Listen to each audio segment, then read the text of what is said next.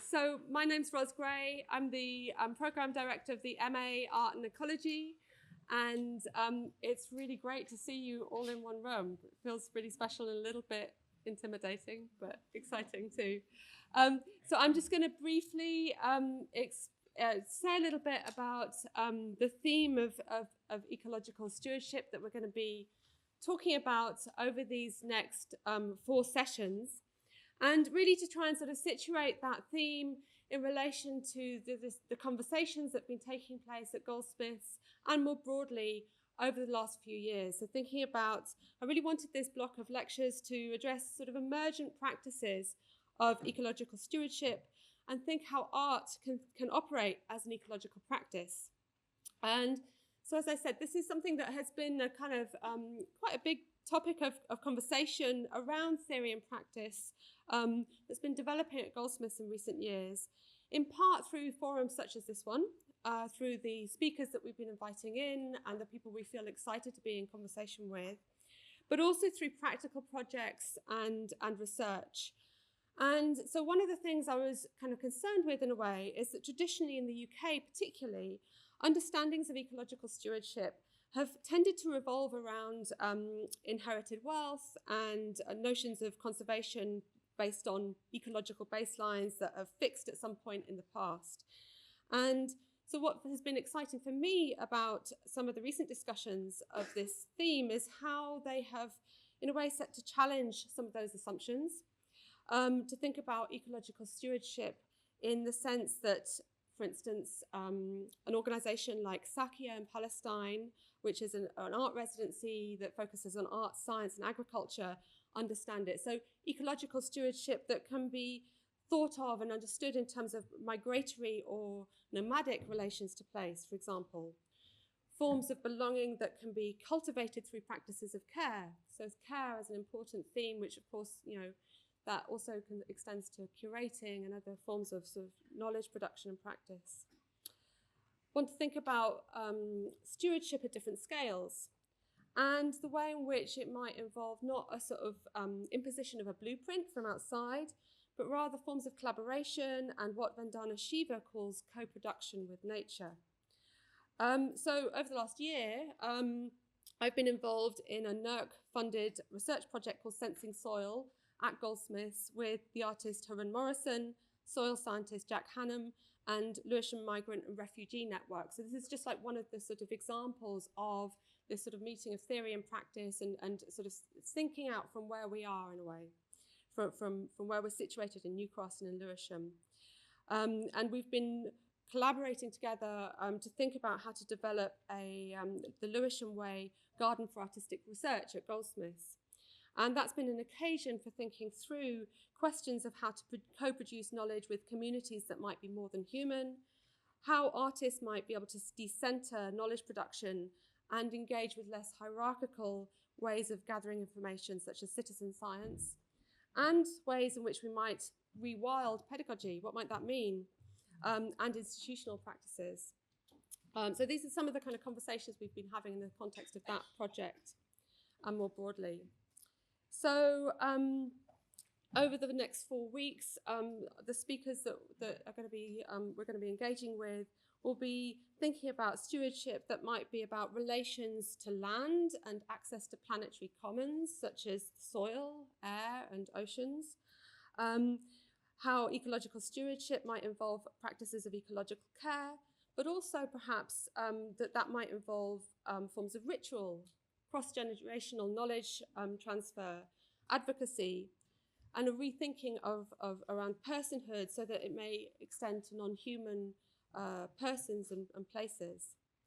So in the way that I want to sort of think about ecological stewardship in a sort of expanded sense is it might be about everything with which we are in relation.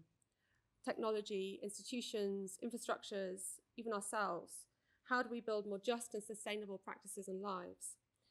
I've been thinking about how Robin Wall Kimmerer talks about stewardship as including practices of everyday reverence, such as gardening. And here I recall a workshop that artists Rohana Zaman and Priya Jay carried out at Lewisham Way Garden just 12 months ago, when I say that these may be gardens that we have known, gardens we inhabit, and the gardens that we are. So just to run through the program for the next few weeks, today we have Filipa Ramos, who I will introduce in a second. We'll be talking about Transhumancing the Alps, on the reciprocal constitution of humans, non-humans, and landscapes across the mountains and valleys of the Dolomites. On the 17th of October, we will have Lucia Chatterjee talking about expanded landscapes, soil, air, art, politics. On the 24th of October, artist Annalie Davis will be talking on a hymn to the banished and bush tea plots of resistance.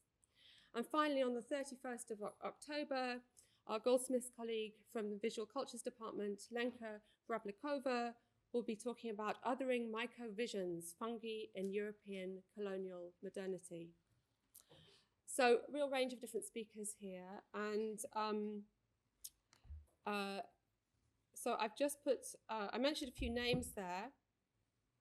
And just in case anyone wants to take a photo of this, this is just some of the names, because it's sometimes a bit hard to capture them when people are just sort of talking. So these are just some of the people that I mentioned. Okay, so maybe I need you to get us back to Filipa finally, so I can introduce her.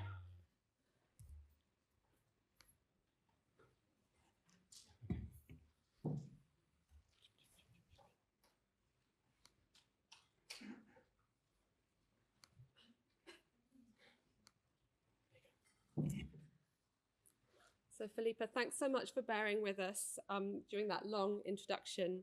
I'll just briefly introduce Filipa Ramos, who we're incredibly excited to have with us today. Lisbon-born Filipa Ramos is a writer and curator with a PhD awarded from the School of Critical Studies at Kingston University, London.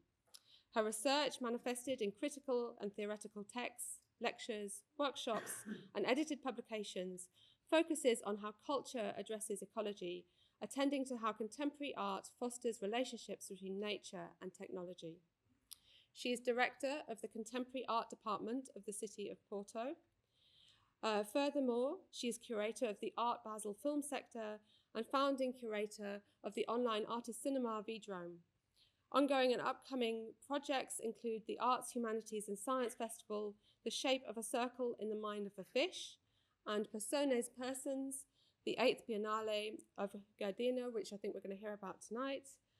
And she also co-curated Bodies of Water, the 13th Shanghai Biennale, and co-curated the group exhibition Feet of Clay at Porto's City Gallery. And Filipa has an incredibly collaborative practice, so I'm actually leaving out the names of her collaborators so that we can get to the talk more quickly. She previously curated the large exhibition project Animalesque at Bildmuseet Umeå in Sweden and Baltic Gateshead.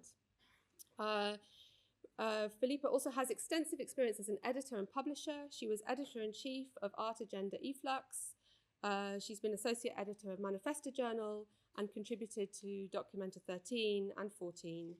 She is author of Lost and Found and the book, the edited book Animals in the Whitechapel series, also published by MIT.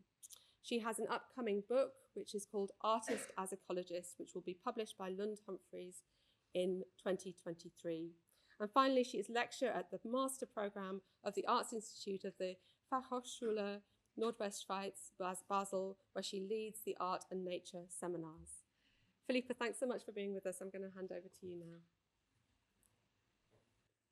So much, Russ. I'm very jealous of the way you managed to pronounce the school in Basel where I teach and where I still can't pronounce it. I mumble some very bad German whenever I do. But first and foremost, thank you so much for inviting me and for giving me this wonderful opportunity to encounter your students and this new group of students. It's a shame I can't be there in person. It's bizarre because at the same time, the pandemic showed how doable long distance interactions and learning experiences can be sustained, but also left us with a desire to be physically closer, to share a room, to share so that we also see our bodies and are not only disconnected. So I'm both really happy and but also sorry for not being able to be there in person, to meet everyone, and also because the social life of the school is as if not, or if not more important than the intellectual life of the school. So I feel I'm missing the afterwards chat or going to the pub or something like that. And thank you so much. It was I saw you going upstairs while Russ was doing the introduction. Thank you for hosting me as well, and it's always a huge pleasure to go back to that incredible incubator of ideas, affects, desires that is Goldsmith College.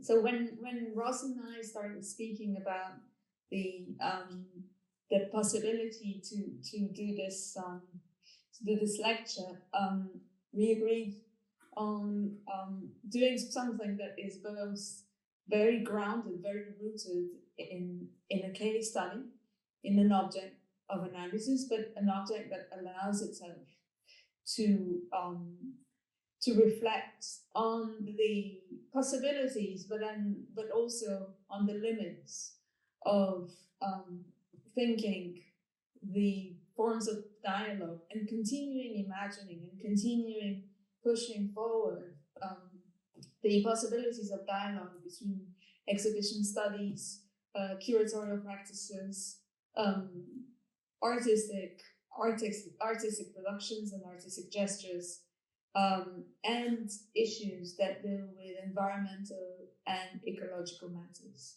and how they speak to one another, how they mirror one another, and also where they clash, and how can we use these frictions and these difference of methodologies and needs even to just continue imagining how the necessity for art in its different realms, from the production to the conception to thinking to the making, can actually be relevant to engage in our present future. Where I don't see present only as a time, I see generally present in its articulation with the times to come.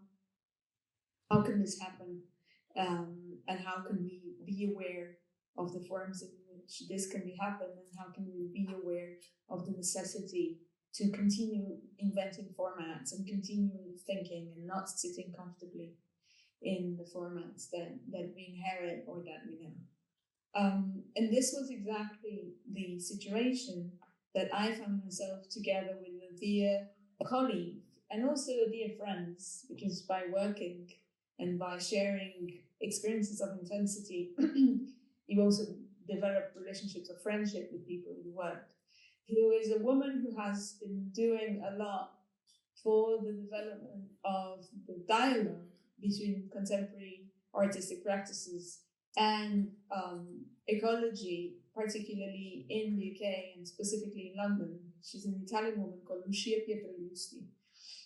And our work relationship started ages ago, because I was teaching with her father in Venice, in the Arts Academy in Venice, many years ago.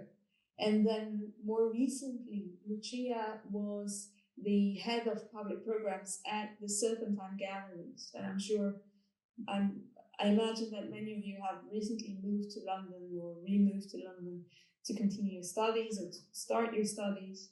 But some may already be familiar with the artistic institutions in the city, the Serpentine Galleries, because now there are two of them, are a historical place for contemporary art in the city. And Lucia was working there, running the public programs and in close dialogue with the Department of Education, with the department that was doing community work, and also in dialogue, of course, with exhibition makers, when she thought sometimes you feel this. Sometimes the job is like a pair of trousers that they're tight. They don't suit you anymore. And so she felt, this is not the right thing right now. And so she started developing an idea of creating a department within the Serpentine, where both ecology as a subject matter, but ecology as a practice to think the way the institution related to itself could be an operational tool. And so she created this department called Generally Ecology, exactly thinking from within. How do we work together? How do we manage our space? How do we manage our transport, our air condition, our resources, our materials, and so on and so forth? But also, how do we address this growing concern and this major awareness for our present that is environmental change? And how can we do this beyond illustrating and actually doing something? And so the initiative that launched General Ecology as a thread within the Serpentine was a festival that has this funny title that Ross just mentioned called The Shape of a Circle in the Mind of a Fish, where we started to imagine what we humans have in common with other manifestations of the living in our planet. What is the shape of a circle in a fish that allows us and the fish to understand that a circle is a circle, for instance? How do trees perceive distress, or how do they manifest and warn one another of distress? How are we constituted by microorganisms and bacteria and so on and so forth? So all different forms and degrees of relationality that happen between different forms of living on the planet, and that could also allow us to reshape what we define by a community, what we define by an individual, what we define by even like symbiotic processes, were triggered. It was started to be triggered in these festivals, and we're going to have a new one, which is going to take place here in Porto, in Portugal, where I am at the moment, in November. Dealing with the relationship between science and forms of, let's say, forms of traditional and ancient knowledge that don't necessarily follow the epistemological logic of science. And at the same time we started doing this, we got involved along the way in a big, massive, challenging project that was the 13th Shanghai Biennale, which took place during the pandemic. And it was a massive exercise in learning about the context of Shanghai, learning how to work remotely, how to work remotely with a team, how to work with a team over there, how to deal with a country that is going through severe political transformations that are affecting the way culture is. Can we not say, and how can we say what we want to say in different ways, and so on and so forth. And the Shanghai Biennale was called Bodies of Water, which is a title that is a tribute to a book by an eco-feminist phenomenologist thinker called Astrida Neymanis. Astrida Neymanis wrote a book where she proposes a sort of phenomenology of water, seeing water as a connector that links all the elements in the world. And this was our inspiration to also think the connection that existed between Shanghai, its concrete water courses, but also the way liquidity has fueled the economy, the way migrations have been flowing and encountering resistance and being managed in this vast territory that went from the mountain plateaus into the city of Shanghai and its port, and thinking the different implications that this notion of bodies of water could have to conceive the show. And in the development of that, we were lucky enough, and I'm going to what I want to be talking. And just to mention, I'm going to finish what I have to say around 6:35, 6:40. So I have to be quite quick, so we have some time Ross asked me to speak around 30, 40 minutes, so I'm going to stick to that. And we were lucky enough to be invited to curate a Biennale whose scale and budget as well, and goals were very, very different, and audience numbers were very, very different from the Shanghai project. Actually, I would say that they would stand on the opposite pole of the Biennales, where Shanghai, you have a lot of expectation. You know you're going to have very, very large audience, even if the audience of this one was largely local and national, which is also really interesting. And with a large number of artists and so on and so forth. And for this project was the opposite. An organization based in the Italian Alps, in a region called the Dolomites, which is a UNESCO heritage site. And so a small organization there, since there was a Manifesta exhibition years ago in the territory, they decided to create a biennial, mostly to open the dialogue between that region and a surrounding context, but also in the beginning to rethink this region's relationship to traditional wood carving sculpture. Being a valley, and I'm going to show you some images, but being a valley, this region, and being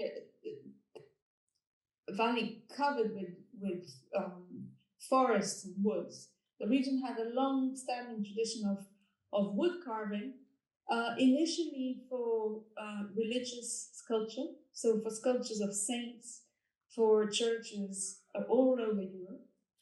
And after the First World War, this tradition changed and became mostly a small-scale sculpture for toys and for souvenirs. And the region thought it was an important moment in the early 2000s to rethink its traditions, to rethink its knowledge of how to make certain sculpture, and of creating dialogues with practitioners from different regions.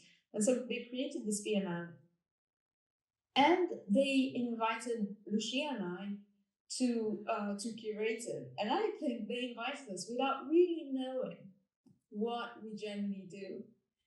I think Lucia, she's Italian, and so it was interesting for them to have someone from Italy.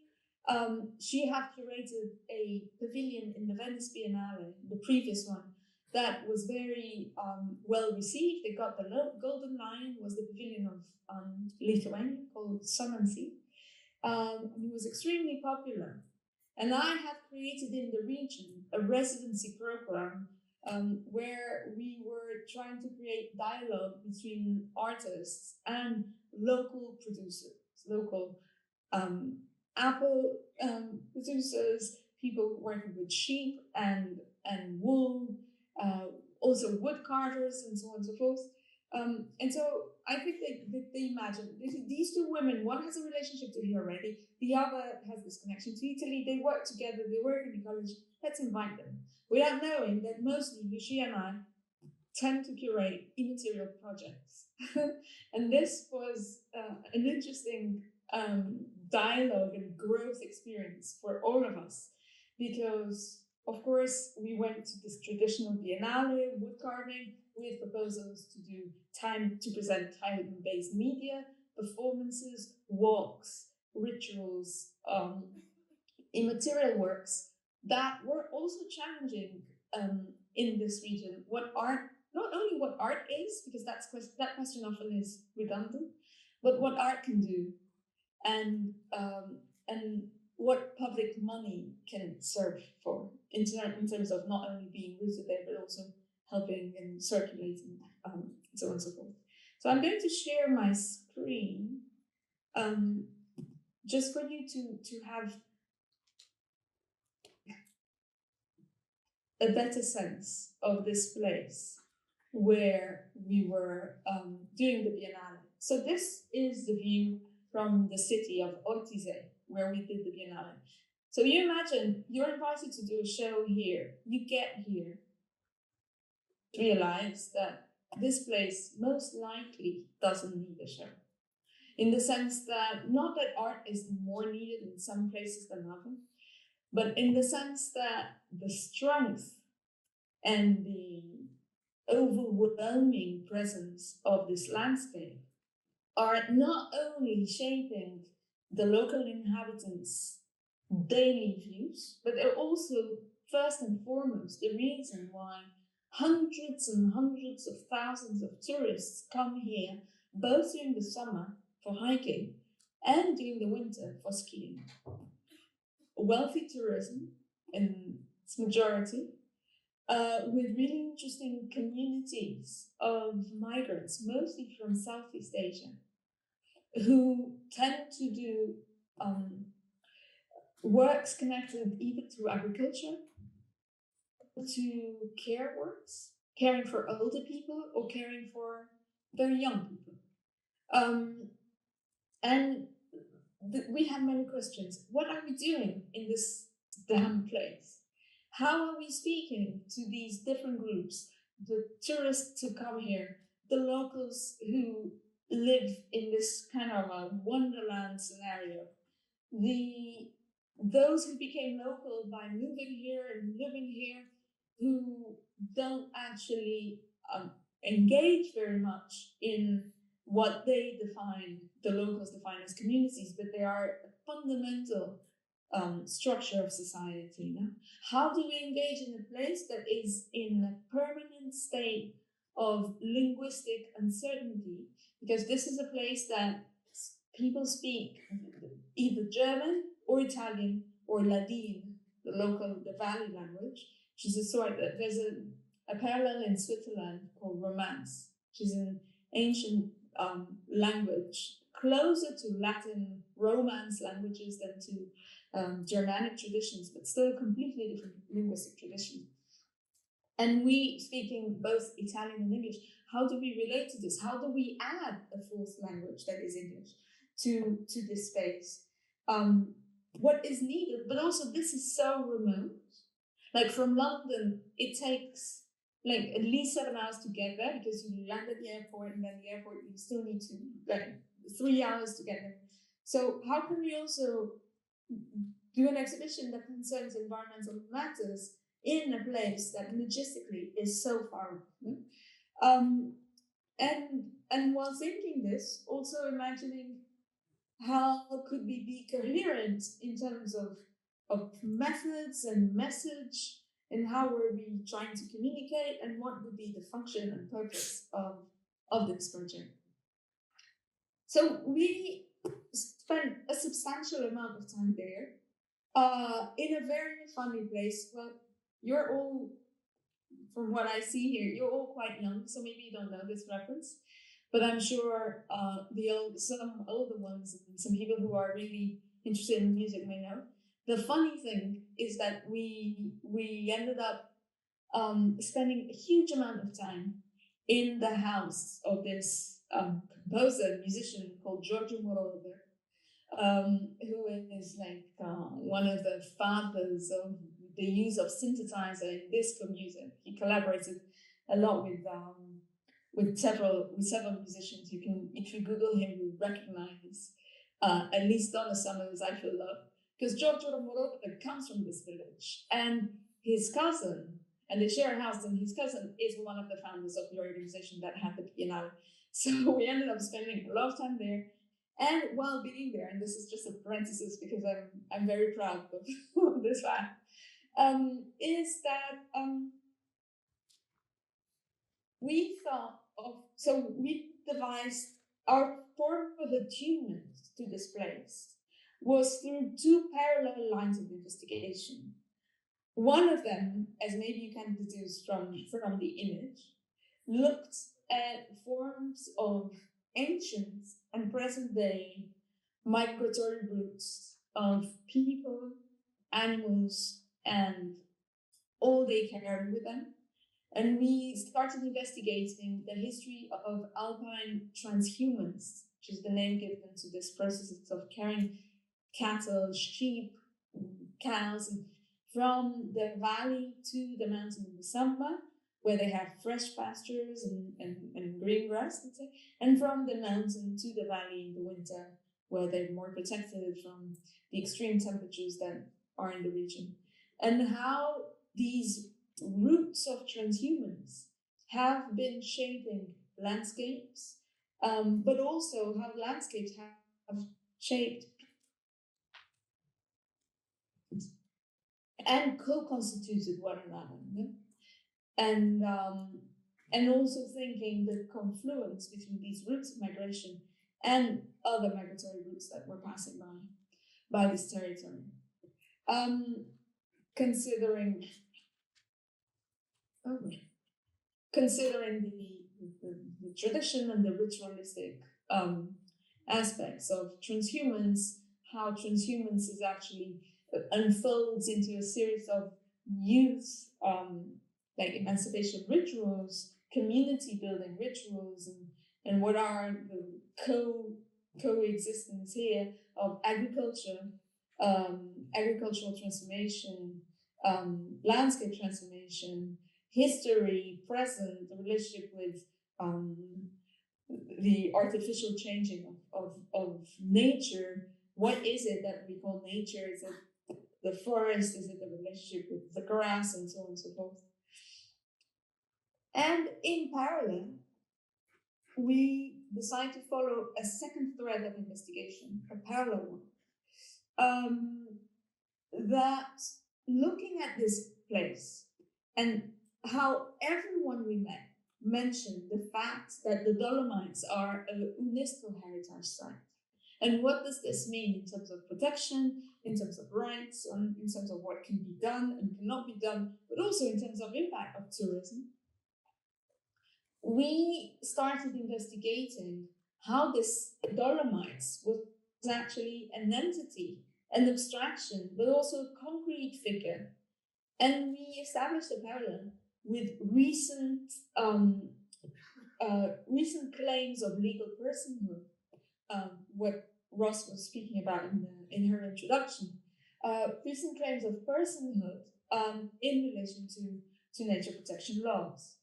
Now, it's really interesting because before rivers or mountains being granted personhood has been happening more recently, there is a long history of precedents that considers as a legal personhood entities that are not human. So not only persons have been historically considered or have been historically entitled with legal personhood. If you think during throughout the consolidation process of modernity in European land, bells, dolphins were excommunicated, were sued. Bells were melted because they fell from a church and they were taken to court. Dolphins in the port of Rotterdam were excommunicated because they were disturbing the flow of boats and the normal flow of the naval operations in the port.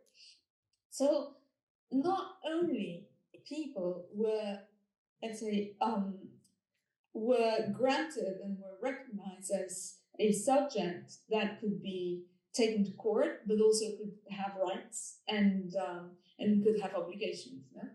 And it's not only in the West. If you think, for instance, in Hindu law, religious entities and religious deities are entitled to they have a recognized legal personhood. And even more perversely, if you think, corporations, companies, even sovereign states, or think of the European Union, they have a legal personhood. So it's an irony that the Amazon the river isn't recognized as a legal person, but Amazon the company is a legal person. You know? And what does this mean in terms of rights and in terms of what can be done for and how can they defend themselves considering this? No? So inspired by these changes and by how a river in New Zealand, who is considered an ancestor for a Maori group of people was granted legal personhood. Lucia and I started thinking about how these different natural elements were given legal rights, no? And how this was a measure that, on the one hand, and this is, for me, is really fascinating, on the one hand is a measure of progressive and protection of the natural world, and on the other is a measure that reveals a radical continuation of anthropocentrism, in the sense that it seems that we can only protect and we can only preserve that which we establish a parallel with our own human rights. No, a river, a forest, a tree, an elephant, for instance, they can only be protected if they are granted this status that puts them in an equivalent status to ours in face of the law. And so thinking about these forms of legal personhood as well, and what they could, and how could art, because we're speaking about a purely symbolic, a symbolic, or an ultimately a symbolic gesture with very concrete consequences, but acting merely on a symbolic plan, we were exactly moving across these two threads, and that's why the exhibition is called Persons Personen. Persons, thinking exactly as that entity that is plural and singular at once, and is legal and symbolic. Person also comes from a persona, a Greek term that means a mask, a theater mask. So maybe an emptiness of a subject. And thinking about how could art address this in this crazy site that is this UNESCO mountains that seems to repel automatically any artistic proposal, given its incredible nature. Having said this, I will very quickly use 7, maximum 10 minutes to share some images with you of the result of the exhibition. But before that, a couple of things that we thought was important and that we set in terms of methodology and coherence. We decided that all the communication we would make would also be spoken in the first person, or it would be either I or we. So we would not have all the blah blah of Biennale Gherdëina is so proud, so honored. All these verbs that we keep seeing circulating, they almost become naturalized in our relationship to communication. And we thought, no, Biennale Gherdëina will speak either as a her on a first person, or it will be a we, in which the spirit of this place will communicate and will invite people to come, will engage in a much more direct, even poetic if you want, manner with those that the Biennale was addressing. Also decided that we would try to produce as many works as possible locally. So collaborating with local people.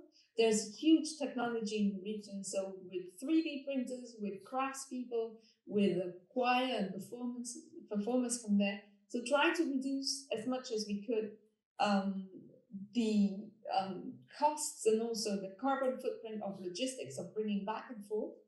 And this also meant that we would try to recycle as much materials as we could. So to use materials that were recyclable, or make sure that these works would be allocated somewhere close by. We also decided to try not to incubate anything that we couldn't sustain after the Biennale.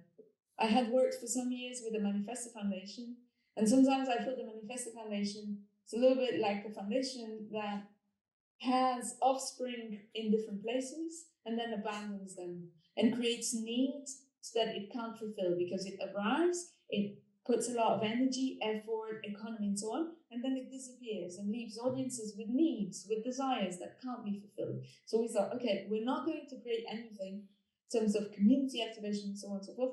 That is not sustainable afterwards, to make sure that we make fair promises. No?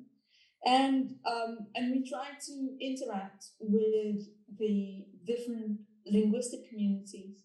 And so, for instance, for the book comes in the 4 languages. Each text is always in 2 languages, but they're not the same. One text can be in English and German, the other can be in Ladin and Italian, the other can be in English and Ladin, and so on and so forth.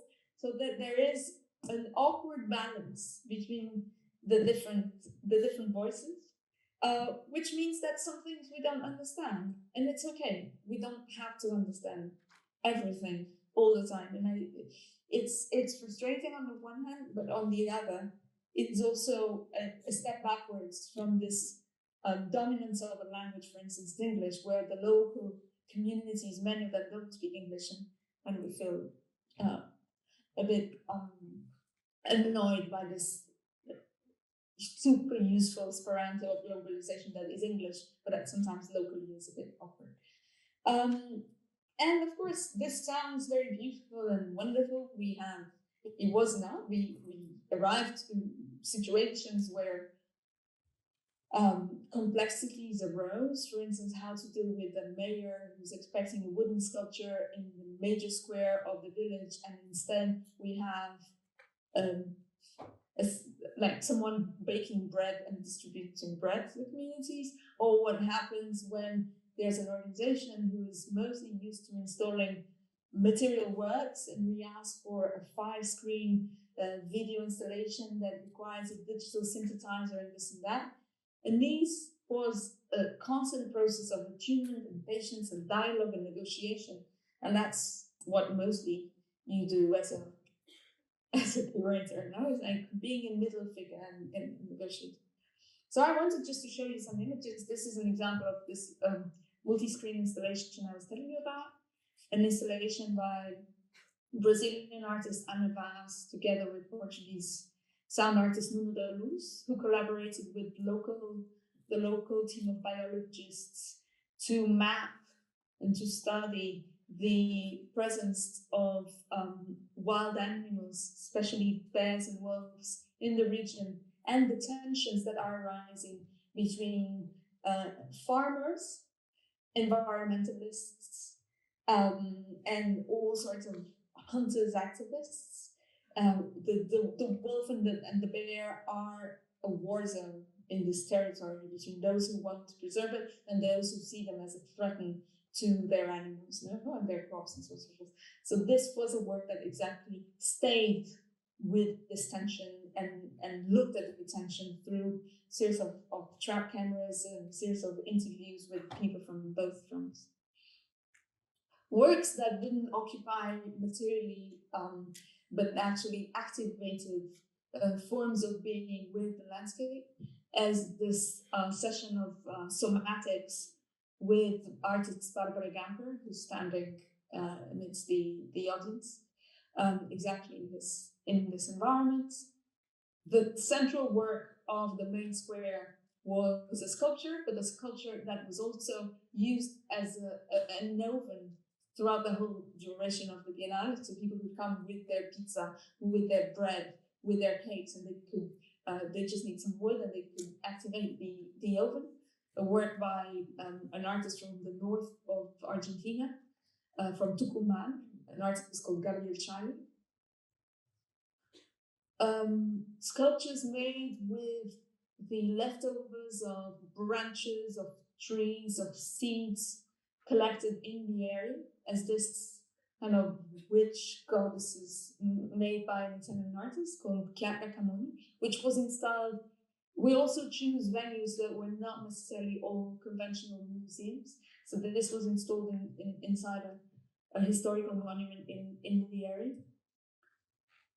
You see this very poorly. This is a map. So this is a map of the region made by anthropologist Elisabeth Pavinelli, Elisabeth Pavinelli generally is more known in the field of visual anthropology through her work, collaborative work, with a group of people. They call themselves the Caribbean Film Collective, making films about the struggles and the reality of living in a northern territory, indigenous Aboriginal territory in the north of Australia. In this case, she made a work about herself, her own family, who came from this area, and thinking about maps and lines and divisions in this territory. A map made with coffee and with a series of other projects that she used in the place. So it's thinking about paying tribute to migrations of birds and people by artists Himali Singh, who's here, and David Simon Tapisa, who worked with a local choir and a local orchestra of wind instruments, and who played the concert in this area, and then the sounds of the concert were broadcasted through speakers in this region, but only at specific times to make sure that it wouldn't disturb either wildlife or passers-by who maybe didn't want to be interrupted by the sounds of birds. A herbal garden by Inyota are Ben Vickers and Sarah Sheen. You may know them because they also have a publishing house called Inyota, based in London, or based in maybe Margate. I think it's not in London. I'm going beyond time. I think this is the last one. And also thinking relationship between history, waste, mythologies, and concreteness. We have a work by two works. This is one of them by artist Jimmy Durham. These works we borrowed from a nearby collection, but for us represented exact. I feel this. I've just started. This is just the beginning. So sorry if I went really, really quick, but maybe now we can use another rhythm just to unfold some of the questions and have some moment to talk. Thanks, Filipa.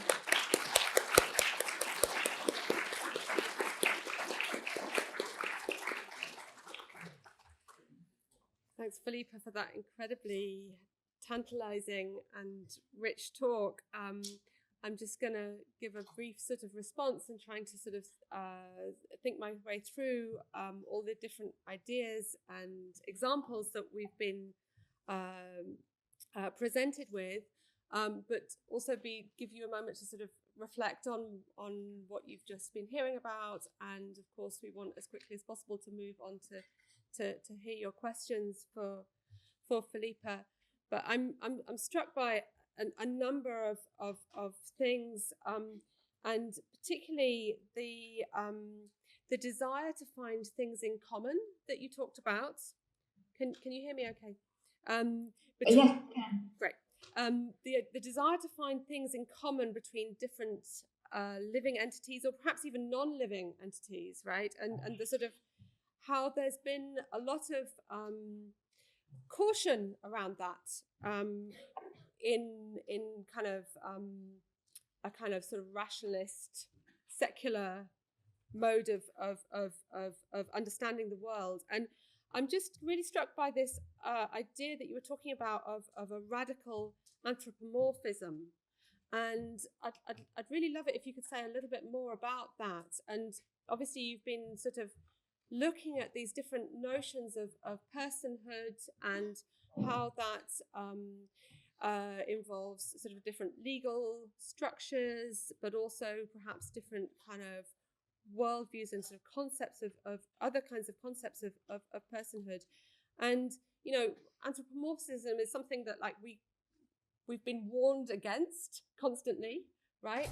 But I'm just wondering how your thinking sort of shifted about anthropomorphism during the process of this research, and whether your engagement with these questions has sort of changed or modified your views around anthropomorphism, and like what radical anthropomorphism might do, or what of some of its risks. So perhaps we could just hear a little bit more about that, and then we can perhaps have some questions.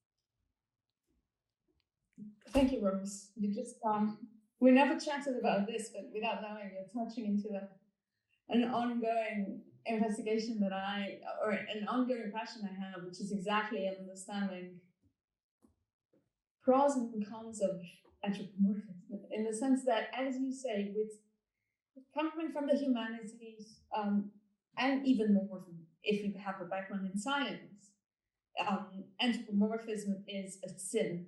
It's something to be avoided, no?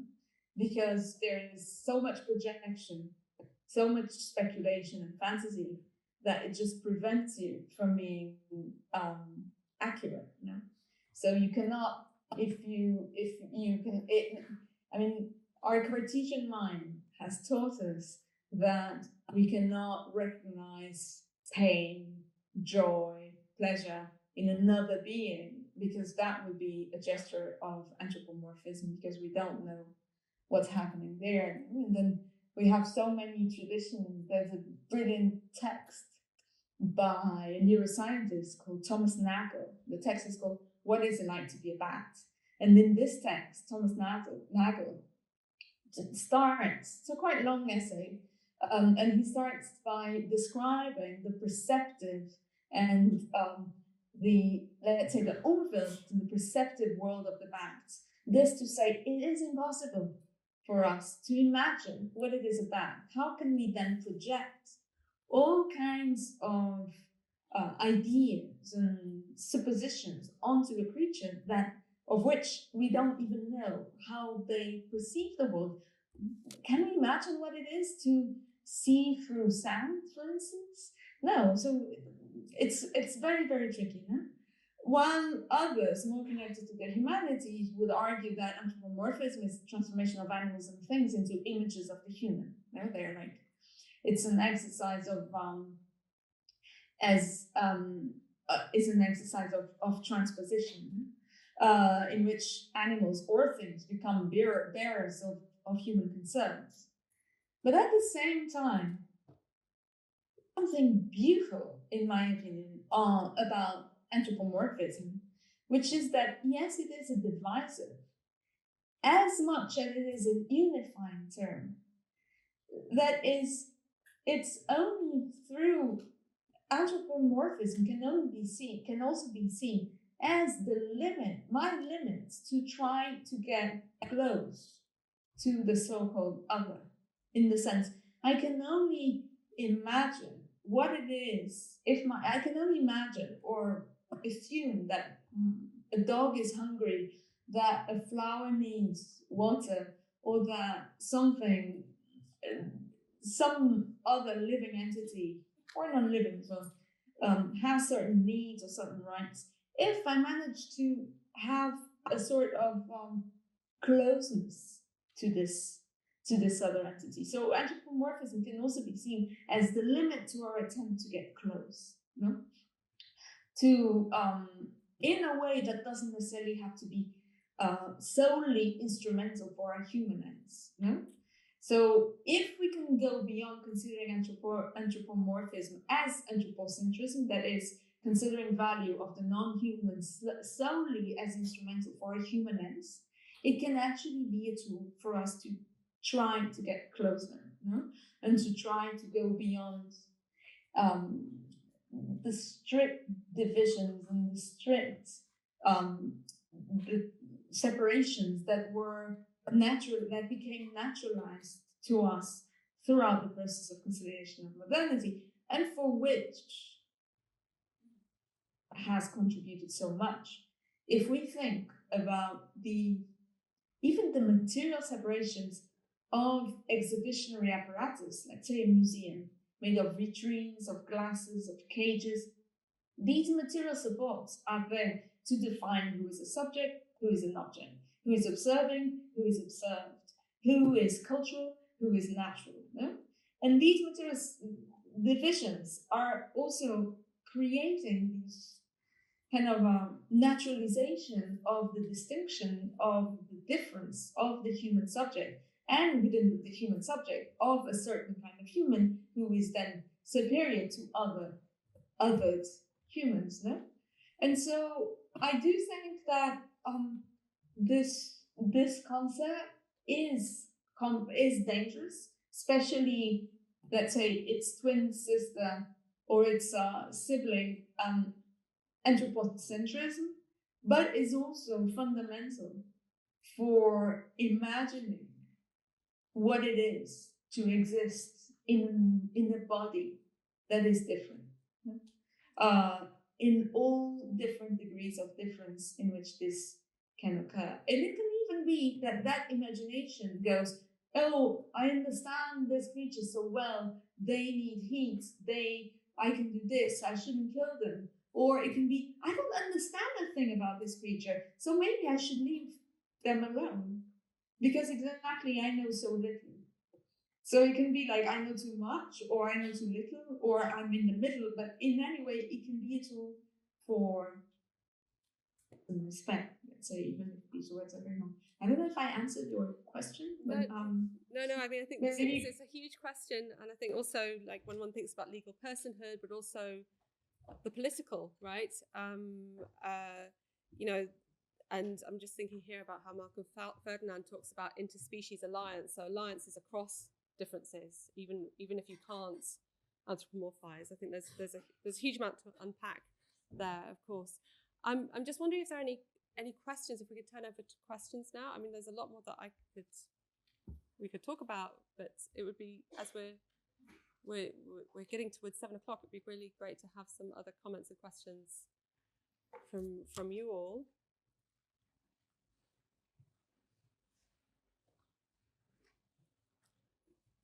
I've been also told that we need to give more time for people to think of questions as well, so I'm going to give it a minute. Horrible to make. Speaking about animism, it's really horrible to ask questions to the screen, and I really realize that. So I'm sorry. But there is some. Oh, there is a question. Just curious how you resolve the issue of transporting people in the Dolomites to the Biennale.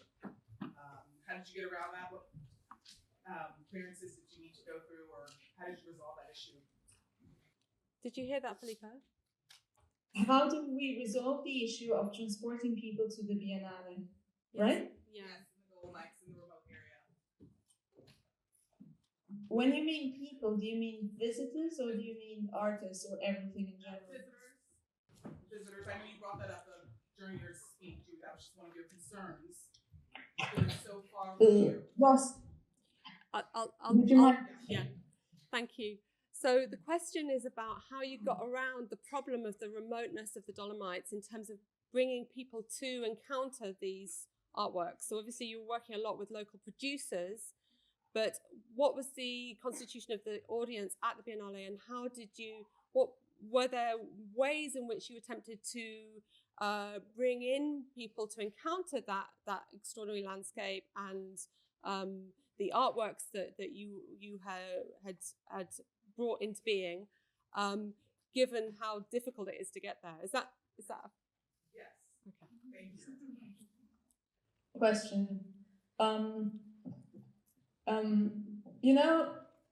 After the Shanghai Biennale, where we spent 3 years working on the show, and all of a sudden we realized that the only people who would be able to attend it were people either from Shanghai or from regions nearby in China, not even people from Hong Kong to come to the Biennale.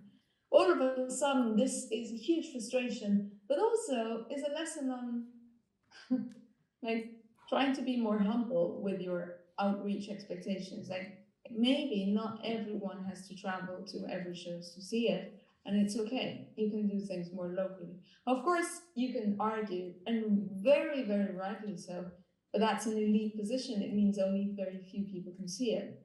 I mean, that's the case everywhere.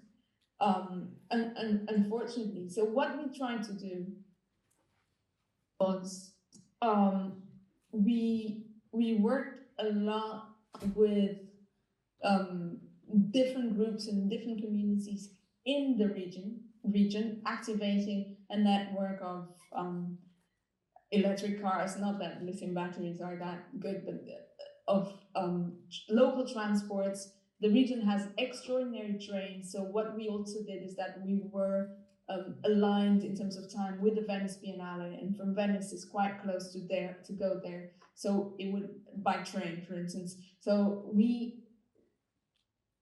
this close connection between Venice and the Biennale, so that it was aligned in terms of timings. We activated people from the region. Generally, we also, and this was also where we hit a wall in terms of what we did, in the sense, do we only invite artists who are, let's say, in Central Europe? But how limiting is that these days? Or do we invite an artist who works in, I don't know, in the north of Argentina? Enough avatars where this person doesn't have to come for a site visit and can trust someone who is closer to work with them and make a work there. And can we think of a more sustainable way of doing this that is not excluding and preventing people from coming, but at the same time is thinking in different ways in relation to transportation? So I would say that in terms of audience, our ambition was actually to get large local audiences, to try to make projects that were also interesting for you to come across them, even if you were only there for hiking, and be curious about it. And then establishing a dialogue with the audiences of the Venice Biennale, so that there could be a close dialogue between a monster of a Biennale that attracts many, many people and our much smaller show. And in terms of production, was thinking where we would bring people from, identifying them criterially, attending to a series of issues, but also imagining that we could sometimes operate with avatars, with methods of trust. I didn't mention the work of an artist, but for instance, we had another artist from Argentina who was not there for the production of their work, but there was someone in this place that they trusted. And so it's as if Eduardo, this person, was Hedwig during these months, and Hedwig was trying to think like Eduardo, make a work like Eduardo, so that we could also bridge that gap. It's very experimental. It sounds strange. It is strange, but it was an attempt that we were doing. So working on different ways, and also staying longer. So we would never invite an artist for a site visit of one day. We would say, we organize groups of artists, and we say, come and stay for a week, and come and stay for 10 days, and work from there, meet makers there, make the work there, try to create relationships, and spend as much. This can be more sustainable. So that's the way we work. And then, of course, it remains remote, but it's also the center and the periphery are also really tape around conceptions that may be interesting to question, because London is so central, and now for me that I'm in Portugal, London is so far away that I dream of being there right now, for instance, and I can't, and London is the center. So yeah. Thank you. I think Suhail has a question, and perhaps there's other questions that are coming up. If you could raise your hand, perhaps, if you're interested in asking a question. Sorry? Not so far. Hi, Filipa, Suhail. We don't have much time, so I'm not going to shower you with what praise, which I could do. I wanted to know, your talk is about the lead-in to the conceptual framing and political ethical framing of the project, of the Biennale. I wanted to hear a bit more about the consequences of it. So the work you showed kind of responded to, or kind of met some of the parameters that you set up, some of the kind of ideas that you were trying to follow through. I'm trying to break away from subject-object distinctions, think about transhumancing, and so on. I'd just like to hear a bit more about how the art and the Biennale that you did set up fed into or generated new ideas for you, or kind of what it meant for you and for Lucia in terms of yeah, was it successful in terms of things you wanted to do? Did the artist kind of end up doing too much things that look like what art is meant to look like, and so didn't kind of break away from object type artworks and so on?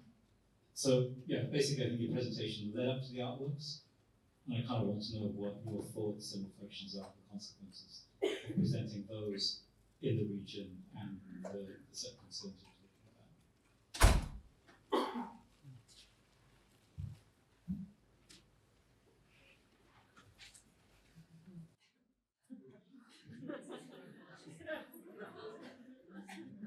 Filipa, there seems to be I don't know if you can hear us, but you seem to be frozen in thought.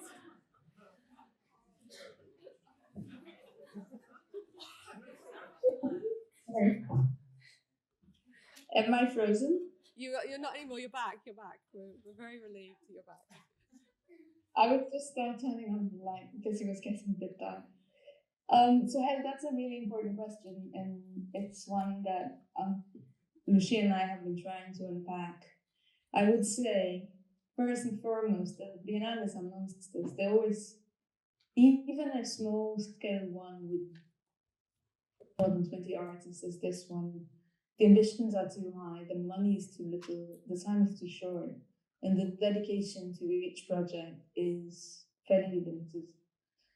So if there's something to question, is the need to deliver a show every 2 years, and maybe a little bit more time would be beneficial for everyone.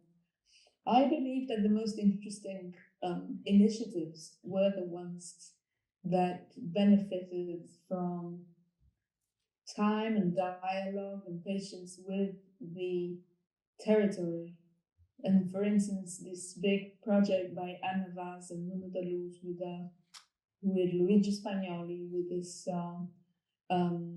head of the biology department of the University of Bolzano, together with the organization of hunters and the group of shepherds who are trying to convince the other shepherds that the introduction of the wolf doesn't have to equal the end of the world, was one of the most relevant projects because it actually touched upon a huge topic of friction and division in the area, and touched it without trying to be moralistic or without trying to teach something, and just by showing some of this footage and showing some data, inviting people to concerning the management of wildlife and how they sometimes are instrumentalized for goals that are directly associated with animal husbandry or with farming or with the improvement of conditions of living of people. The same thing was the collaboration between Himari Simpson and the group of young musicians of the area, where they were just challenged to play in a way. Sorry, I have a hungry cat here too. That were challenging musicians to play beyond what they were learning, because it was not obeying the classical Western notation system, and instead attuning themselves literally to other modalities and to other forms of conceiving music and conceiving the use of time and melody and so on and so forth. So this, just to give a couple of examples of those projects that I think were necessarily whose manifestation was not necessarily something material, something spectacular, something you could grasp in a second, but actually you needed time to go there. So, but this is from my experience. Visitor experience, maybe I'm demanding too much. I'm demanding too much time, too much information. If you enter a room, dark room, you only see, maybe you see nothing, because in that moment there's nothing that the camera is capturing. Or sometimes you see like an out of focus black and white little tail of a wolf or something like that, and then what's this? And then you take a poster and you read the whole interviews and the whole conversation and statistics, and then you wrap the poster, you throw it away. So it's actually so difficult to relate what you think and what you deem as successful or rewarding, and how this then translates into the experience of visitors, also because visitors are so diverse. But this to say that, in my opinion, a project like this is only relevant if it creates a good occasion for research, for dialogue, and for knowledge to become understanding and to be dialogue. No, so it's not about trying to teach or trying to show something beautiful and entertaining, but actually to transform, challenge, and invite people to just think things differently. And in this sense, something that, in my opinion, worked very well was our decision of not having a conventional catalog, but actually creating a reader, this reader in different languages I was telling you about, where folk stories, interviews with geologists, with experts in transhumans that tell dramatic stories about climate change and drought and how they have to send their animals way earlier to the slaughterhouse because they have nothing to feed them and because there's no water. Italy, the north of Italy is going through a huge drought, for instance.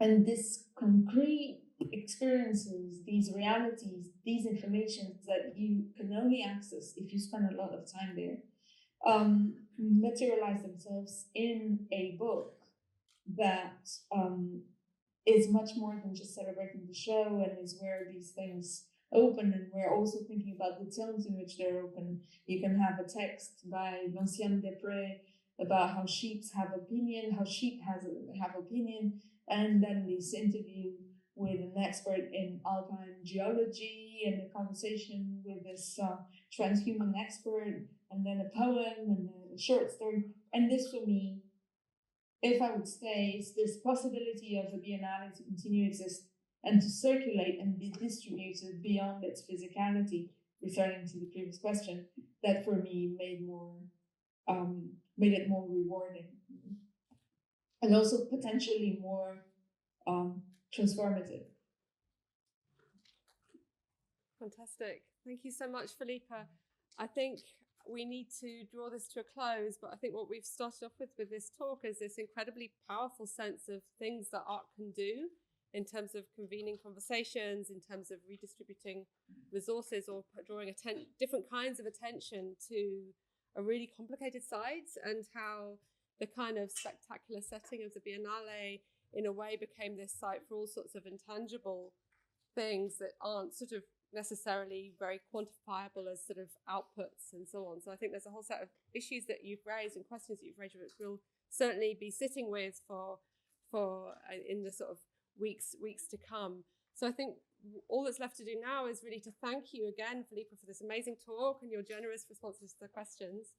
So thank you.